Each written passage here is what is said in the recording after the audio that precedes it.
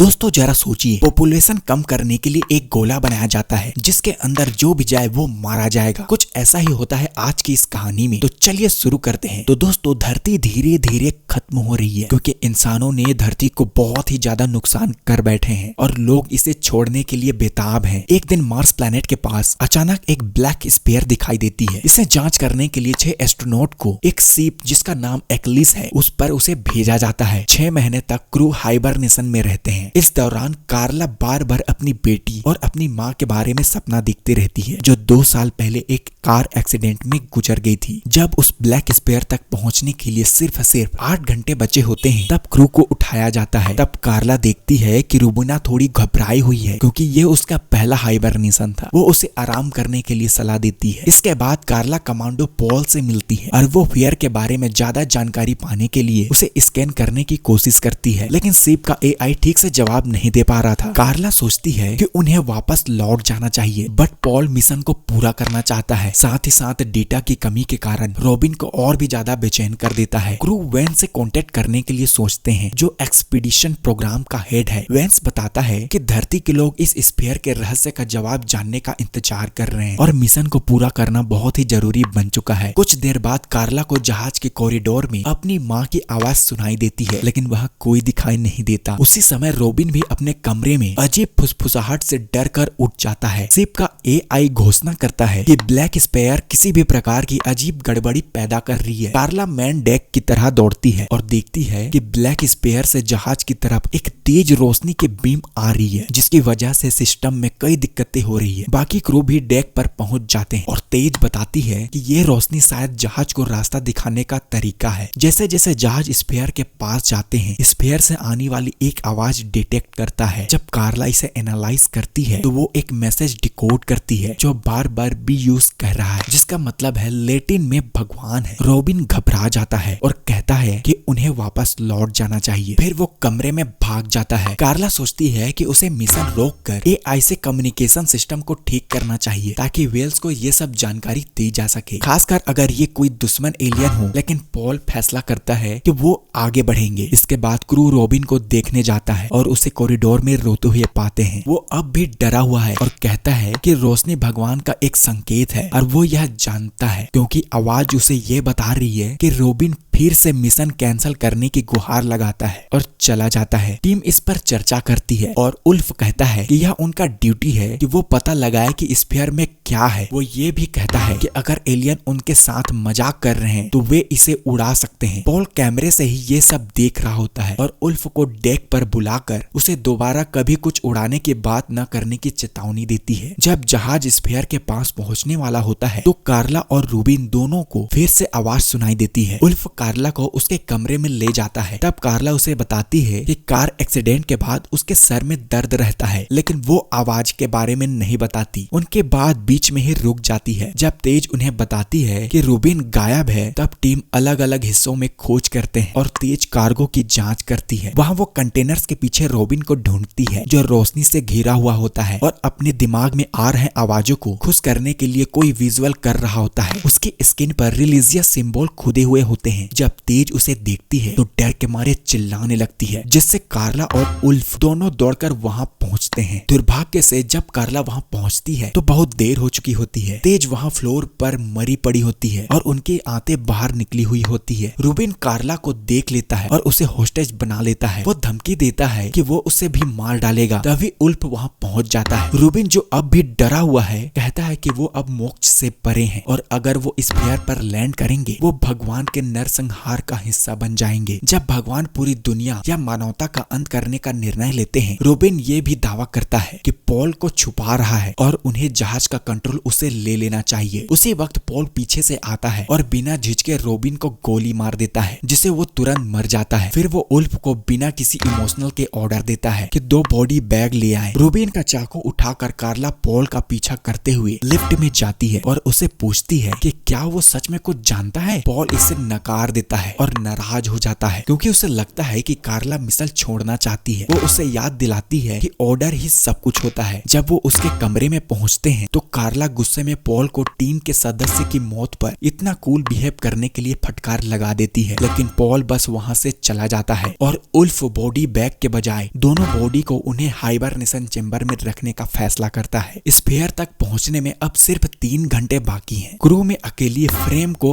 अलग करता है और एक छोटे जहाज में रहता है। कार्ला स्फीयर पर किसी तरह स्ट्रक्चर को नोटिस करती है, लेकिन उसे समझ नहीं आ रहा था कि वो क्या हो रहा है। जब जहाज आखिरकार स्फीयर पर लैंड करता है तो कम्युनिकेशन सिस्टम फिर से काम करने लगता है। क्रू को वेंस का कॉल आता है। वो उन्हें बताता है कि कार्ला द्वारा देखी गई स्ट्रक्चर जैसी 10,000 अनआइडेंटिफाइड स्ट्रक्चर धरती पर भी दिखाई दी है, लेकिन वो हमला करती नहीं लग रही है। वेंस को यकीन है कि ये सब स्फीयर की वजह से हो रहा है और वो चाहता है कि क्रू इस रहस्य को जल्दी से सुलझाए। पॉल उल्फ और कार्ला को ऑर्डर देता है कि वो बाहर जाकर जांच करे, लेकिन सीन ये बात उठाता है कि उन्हें एक साइंटिस्ट की जरूरत होगी। सीन खुद को वॉलंटियर करता है। उसके साथ जाने के लिए तीनों अपने स्पेस सूट पहनते हैं और जहाज से बाहर निकलते हैं, जबकि पॉल कैमरे पर उन्हें देख रहा होता है। स्फीयर पूरी तरह से अंधेरे में है, इसलिए उन्हें दूर कुछ भी दिखाई नहीं देता और कार्ला पर स्कैनर भी कुछ डिटेक्ट नहीं कर पाता। जब कार्ला जमीन को छूती है तो वो कहती है कि ये धरती पर पाए जाने वाले किसी भी एलिमेंट जैसा नहीं है। पॉल उन्हें उस स्ट्रक्चर की जांच करने के लिए भेजता है और पास जाकर उसे समझाते हैं। अचानक गेट के अंदर एक तेज रोशनी चमकने लगती है तो उल्फ एक प्लेयर फायर करता है ताकि पूरी स्ट्रक्चर को बेहतर तरीके से देखा जा सके। वो वहाँ एक सिंबल देखते हैं जिसे इवेंट होराइजन कहते हैं। कार्ला गेट को स्कैन करती है। वो पुष्टि करती है कि ये गेट उसी मटेरियल से बना है जिससे ब्लैक स्पेयर बना है। उसी समय क्रू को एक अजीब आवाज सुनाई देती है। पॉल बताता है कि जहाज का AI एक ट्रांसमिशन को डिटेक्ट कर रहा है और इसे उन्हें कम्युनिकेशन के जरिए भेज रहा है। यह ट्रांसमिशन वेलकम करता है। जैसे ही रोशनी और तेज होने लगती है, गेट के बीच में एक औरत दिखाई देती है। वो औरत अपने मन से मैसेज भेज रही होती है जिसे AI क्रू के लिए ट्रांसलेट करता है। वो औरत खुद को सभी अस्तित्व के निर्माता का मैनेजर बताती है। ये निर्माता एक चेतावनी देने और मदद करने आया है। वो मानवता को एक विकल्प दे रहा है। जो लोग गेट के अंदर जाएंगे उन्हें शाश्वत शांति प्रदान होगी और कार्ला को ये रास्ता दिखाने के लिए चुना गया है। गेट के अंदर जाने वालों को सारे दुख और तकलीफों का अंत मिलेगा, लेकिन जो लोग अंदर जाने से इनकार करेंगे वो मारे जाएंगे, क्योंकि जब स्फीयर धरती पर पहुंचेगा तो वो धरती को नष्ट कर देगा। अचानक वो औरत कार्ला की माँ में बदल जाती है और उन्हें बताती है कि गेट के अंदर कोई इंसान इंतजार कर रहा है। हैरान कार्ला रोशनी की ओर चली जाती है और उसे कार क्रैश की फ्लैश बैक आती है। फिर वह खुद को एक गोल्डन सिटी के पास पाती है जहां उसके सिर पर एक्सीडेंट का घाव अब भी ताजा है। वहां उसकी बेटी मौजूद है और कार्ला उसकी तरफ दौड़ती है, लेकिन उनसे मिलने से पहले ही कार्ला एक टेबल पर जहाज में चली जाती है। कार्ला उल्टी करती है और सोचती है कि वो वहां कैसे पहुंची। उल्फ बताता है कि जब वो गेट के बाहर आई थी तो वो मुश्किल से खड़ी हो पा रही थी, इसलिए वो उसे वापस जहाज में ले आया। दुर्भाग्य से सीन नहीं बच पाया। तभी उन्हें वेंस का कॉल आता है जो हर डिटेल जानता है। कार्ला उसे गोल्डन सिटी के बारे में बताती है और उसे जेरूसलम से तुलना करती है जिसे उल्फ स्वर्ग कहता है। कार्ला अपनी फैमिली का जिक्र नहीं करती, लेकिन वेंस बार बार सवाल करता है और उसके इस जवाब का विश्वास नहीं करता कि उसने कुछ और नहीं देखा। कॉल खत्म होने के बाद नाराज पॉल कमरे से बाहर चला जाता है और कार्ला सीन की मौत के बारे में पूछती है। उल्फ बताता है कि सीन का सूट फट गया था। कार्ला को यह विश्वास नहीं होता क्योंकि सूट ऐसी मटेरियल से बना होता है जो टूट नहीं सकता। फिर उल्फ कहता है कि सीन ने अपना ग्लव सही से सिक्योर नहीं किया था जिससे वो भी डिकम्पोज हो गया, लेकिन कार्ला इस बात पर भी यकीन नहीं करती क्योंकि सीन बहुत ही अनुभवी एक्सप्लोरर था। उल्फ कार्ला को याद दिलाता है कि सभी गलती कर सकते हैं और उसे आराम करने की सलाह देता है। कार्ला फिर से स्पेयर पर जाना चाहती है, लेकिन उल्फ बताता है कि जहाज वहां से निकल रहा है। जब वो एक ऐसी कॉरिडोर में पहुंचते हैं जहां कैमरे नहीं होते, तब उल्फ कार्ला से पूछता है कि उसने गेट के अंदर असल में देखा तो क्या देखा। कार्ला उसे अपनी फैमिली के बारे में बताती है और ये भी कहती है कि उसे वेंस और पॉल पर भी भरोसा नहीं है क्योंकि ऐसा लगता है कि वो कुछ छिपा रहे हैं। कुछ देर बाद उल्फ वापस डेक पर लौट जाता है और पॉल उससे पूछता है कि कैमरों की पहुंच से बाहर होने पर क्या हुआ। उनका कहना है कि कार्ला ने कुछ नया नहीं बताया। पॉल को शक होता है और वो उल्फ को अपने ऑर्डर मानने की याद दिलाता है। ब्लैक स्पेयर स्फीयर की ऑर्बिट के बाहर निकलने के बाद एआई क्रू को घोषणा करता है कि 1 घंटे में हाइबरनेशन के लिए तैयार रहें। कार्ला रूबिन के चाकू को पकड़कर बोट्स के पास जाती है और सीन के शरीर और सूट की जांच करती है। फिर वो चाकू से पॉल के कमरे का ताला तोड़ देती है और अंदर जाकर सुराग ढूंढने लगती है। पॉल उसे सिक्योरिटी कैमरे पर देखता है और उल्फ को उसे रोकने भेजता है। पॉल के कमरे में कार्ला को एक बंदूक और कुछ चौंकाने वाली फाइल्स मिलती है। जल्द ही उल्फ कमरे के बाहर पहुंचता है, लेकिन कार्ला उसे बंदूक दिखाकर रोक देती है। फाइल पढ़ने के बाद कार्ला को पता चलता है कि उल्फ एक फार्मर एलाइट का सोल्जर था, जिसे एक बेहतरीन हिटमैन के रूप में जाना जाता है। उल्फ सफाई देता है कि वो सब पास्ट में छोड़ चुका है और उसे स्फीयर के बारे में कुछ नहीं पता। कार्ला उसे मेन डेक पर ले जाती है और अब पॉल पर बंदूक तान देती है। पॉल इसे विद्रोह कहता है और कहता है कि इसकी सजा मौत है। कार्ला पलटवार करते हुए बताती है कि सीन की मौत गोली लगने से हुई थी। वह सोचती है कि उल्फ ने सीन की हत्या की है क्योंकि वो पहले हिटमैन रह चुका है। तभी वेंस का कॉल आता है जो दावा करता है कि वो उसका दुश्मन नहीं है और उसके सभी साइंटिस्ट मानते हैं कि